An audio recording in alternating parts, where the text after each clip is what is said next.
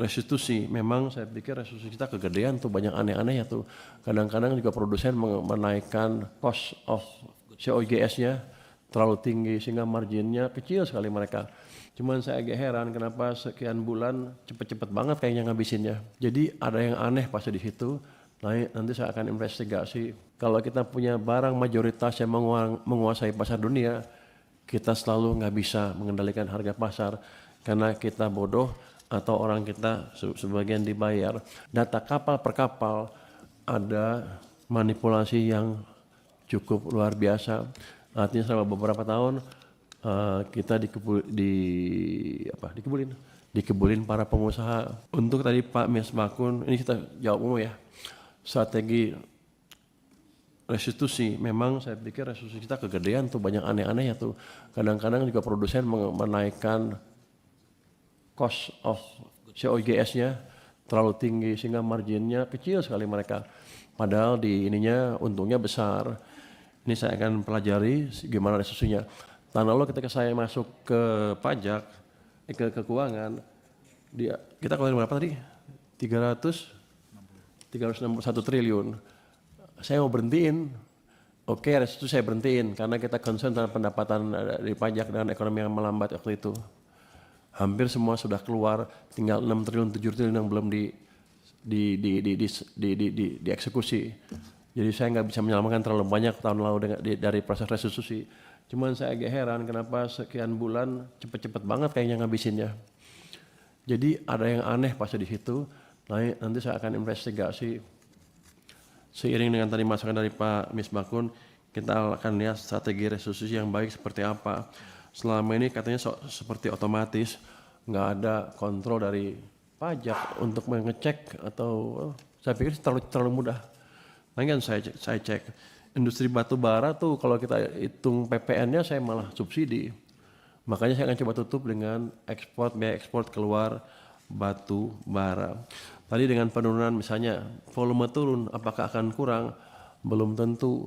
Kalau orang di pasar tahu volume akan turun, biasanya harganya naik di sana. Untuk barang-barang yang kita mendominasi seperti CPO, harusnya kita tadi siapa yang Pak Didi ya, harusnya kita bisa mengendalikan harga pasar.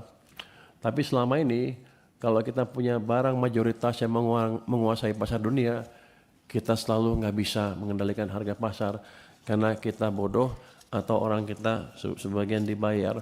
Seperti timah, kita produsen terbesar timah dunia, tapi yang mengendalikan harga bukan kita.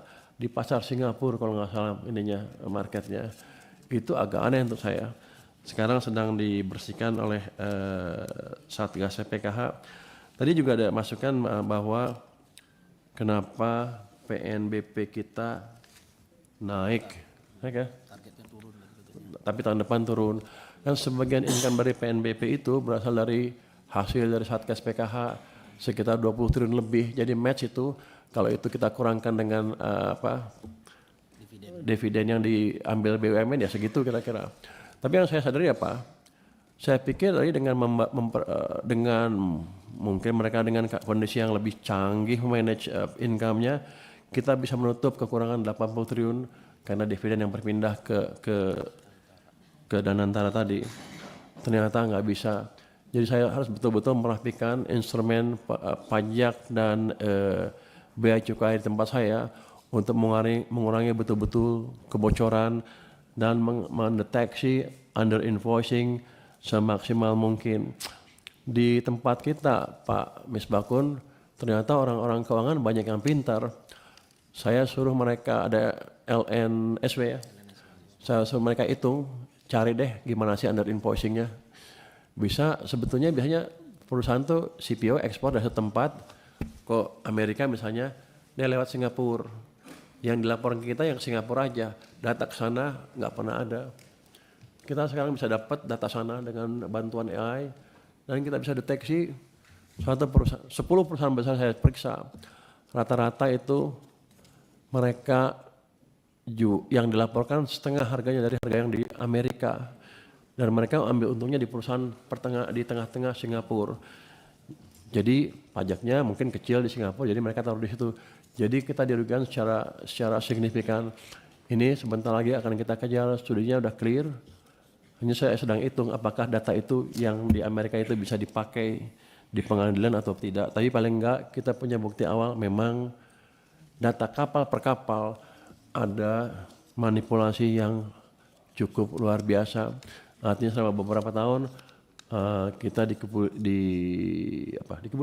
dikebulin para pengusaha CPO maupun kalau batu bara belum kita dapat, tapi utamanya CPO nanti kita akan kejar itu. Jadi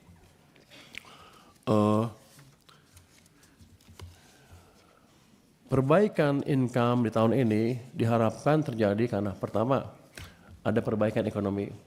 Karena keberhasilan kita dengan petunjuk dan dukungan dari Komisi 11 tahun lalu, kita bisa mengembalikan arah ekonomi, membalik arah ekonomi. Saya yakin ekonomi kita sekarang bisa tumbuh lebih cepat daripada yang ditargetkan di APBN. Itu otomatis akan menaikkan pendapatan pajak.